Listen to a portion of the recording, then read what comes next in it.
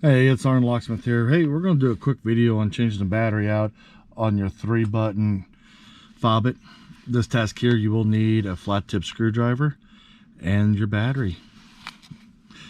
Now, I'm going to use the flat tip to hit the release mechanism right here.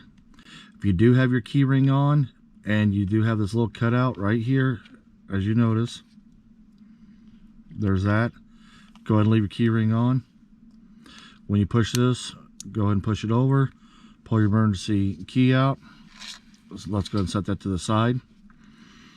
Now go ahead and take your remote, look up inside there. You will see this is where the emergency key goes. And then right here in the corner, you've got a little indentation. You want to put your flat tip screwdriver in there. And when you do, go ahead and push down in there and it'll bite. Go ahead and pry the two halves apart.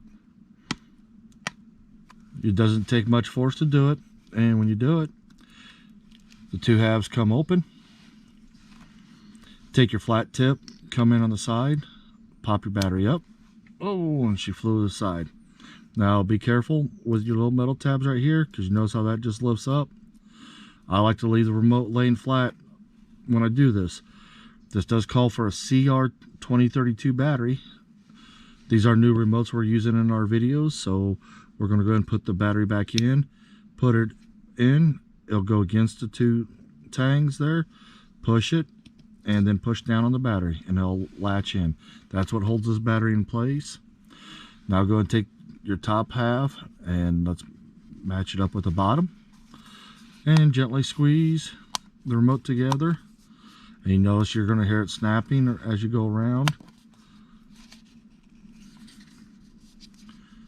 It is done. Go ahead and take your key ring, put it back in, and with that being said, you've just changed the battery on your remote.